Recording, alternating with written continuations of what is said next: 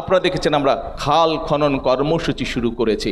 খাল খনন কর্মসূচির মাধ্যমে একদিকে যেরকম সেচের পানির ব্যবস্থা আমরা করেছি, একইভাবে গ্রামে গঞ্জে বসবাস করে মানুষগুলো যাতে পানির অভাবে কষ্ট না পায়, সেই জন্য সারা দেশে ইনশাল্লাহ আগামী 20 বছর আমরা 20,000 কিলোমিটার খাল খনন করব।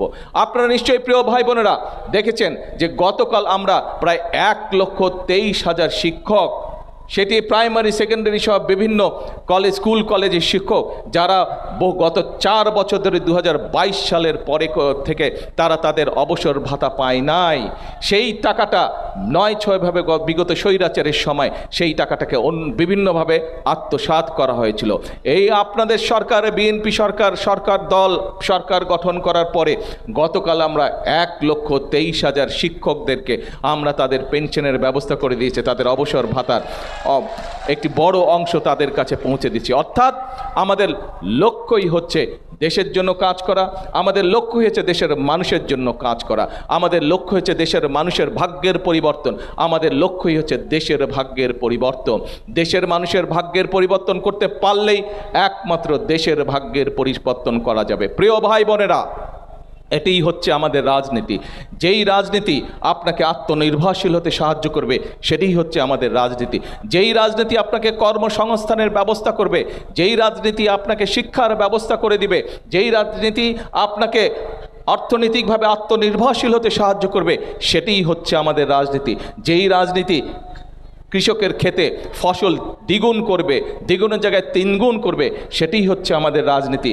যে রাজনীতির মাধ্যমে দেশে মিল কল কারখানা তৈরি হবে এবং আমার দেশের ছেলেরা, আমার দেশের মেয়েরা সেগুলোতে কাজ করতে পারবে, কর্মসংস্থানের ব্যবস্থা হবে, সেটাই হচ্ছে বিএনপির রাজনীতি। প্রিয় ভাই বোনেরা, এখন এই যে রাজনীতির কথা তুলে ধরলাম, এই যে আমরা নির্বাচনের আগে আপনাদের সামনে সহ সমগ্র বাংলাদেশের মানুষের সামনে যে সকল ওয়াদা করেছিলাম, বৃক্ষরোপণের ওয়াদা করেছিলাম, খাল খননের ওয়াদা করেছিলাম, ফ্যামিলি কার্ডের ওয়াদা করেছিলাম, ইমাম মুয়াজ্জম সাহেবদের আমরা ভাতার কথা বলেছিলাম, শিক্ষার্থীদের জন্য আমরা শিক্ষার ব্যবস্থা সহ আমরা এই যে নতুন করির কথা বলেছিলাম, এই যে আমরা কথাগুলো বলেছিলাম, এক এক করে আমরা সকল ওয়াদাগুলো ধীরে ধীরে আমরা বাস্তবায়ন করছি।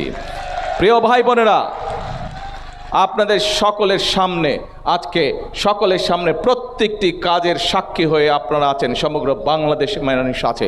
অর্থাৎ বিএনপি যে ওয়াদা দিয়েছিল সেই ওয়াদা বাস্তবায়নের কাজ বিএনপি ধীরে ধীরে পর্যায়ক্রমিকভাবে নিয়ে যেতে চাইছে, বিএনপি বাস্তবায়ন করতে চাইছে।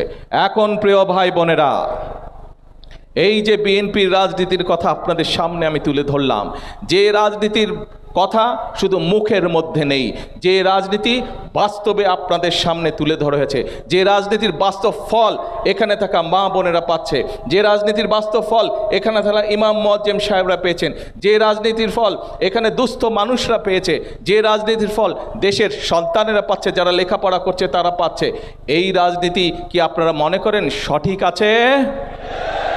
এই রাজনীতির সাথে কি আপনারা আছেন? কারা কারা আছেন এই রাজনীতির সাথে? ভাই দেখে, আপনারা কি মনে করেন বিএনপি সঠিক রাজনীতি করছে? আলহামদুলিল্লাহ, ধন্যবাদ সকলকে।